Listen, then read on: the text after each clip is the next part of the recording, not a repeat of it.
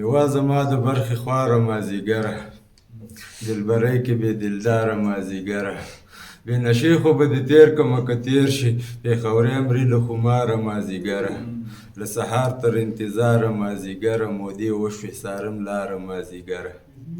مازدیګره د ځان واک را سره نشته، در روان شم بې اختیاره مازدیګره، هر سړی وایي په لویه لار کې ناست یم، وا خاني یوه وزګاره مازدیګره. شین لوګی دلته زمونږ په سرچت دی، شیخان لاړل درباره مازدیګره.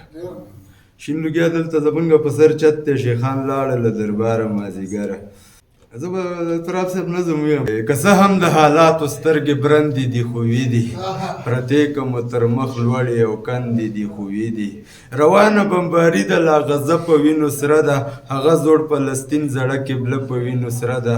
1.5 زره لوړ پوړیزې ودانۍ رانړېدلي، دا واړه څه د ورځې څه شپنۍ رانړېدلي. زرګونه بوډاګان ښځې ځوانان تر خاورو لاندې، له دې نه ډېر تیخوري ماشومان تر خاورو لاندې. دا څوک چې کم تر کم د انسانیت داوداران دي، دا څوک چې د کفري نړۍ سرخیل او سره لیوان دي. زه فکر کوم کفر کې سرسختي کافر دوی دي، هغه خیرو وخلي در په درې کافر دوی دي. ورزو که خدای کول که لارې بندې دي خو وي دي، هر څوک د حالاتو سترګې برندې دي خو وي دي. یو فکر کوم هر وخت زه چې دا کومه سوژه ده، د ټولې اسلامي نړۍ په چپه خوله روژه ده. د سید جمال الدین بابا خبره بیا اعلان ده، د شرق په مسلمان حمله د غرب په مسلمان ده.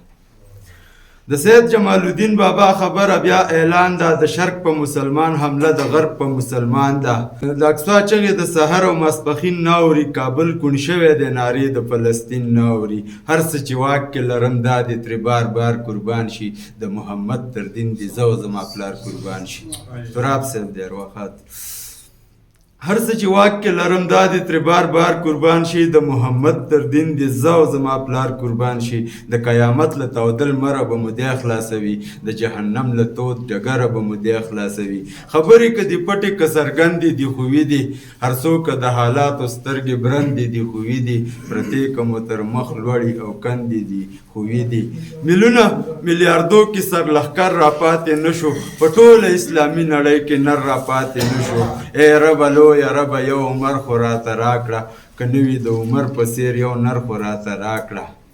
ای ربه لویه ربه یو عمر خو راته راکړه، که نه وي د عمر په څېر یو نر خو راته راکړه. ستا مخ ته مې اچولی دی زما سیرې ګریوان را، ستا مخ ته مې اچولی دی زما سیرې ګریوان را. سعید ابن وقاص یا معاویه بن سفیان را، د بدر فرښتې یا د علي د مټو دم را، د بدر فرښتې یا د علي د مټو دم را.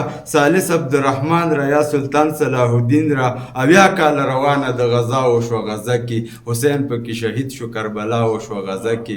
روانې که زمونږ په وینو ژرندې دي خو وي دي، پرتې که مو تر مخ لوړې او کندې دي خو وي دي. هر څوک د حالاتو سترګې برندې دي خو وي دي. د علماو په ویاړ باندې یو غزل ویمه چې علما د انبیاو وارثان دي، علما د انبیاو وارثان دي، د سپېڅلي دین اسلام پیروانان دي، چې ستایلي پاک الله دي خپل کلام کې معزز دي، مخور دي قدردان دي، د تقوا په ښکلا ښکلي دي ځلیږي، دوی په ځمکه لکه ستوري د اسمان دي. د تقوا په ښکلا ښکلي دي ځلیږي، دوی په ځمکه لکه ستوري د اسمان دي. دین راپاتې د همدوی له برکته، په معنا او په کردار کې اصحابان دي، په اخلاق محمدي باندې مامور دي، په ټولنه کې ویاړلي مؤمنان دي. د عزت مقام خالق دی وربخلې، شکر خدایه چې زمونږ مشران دي. پېښوری ملنګ د یاد ساتي دعا کې، دعاګانو ته یې اړمن ټول شاعران دي. ستاسو د توجه نه نړۍ.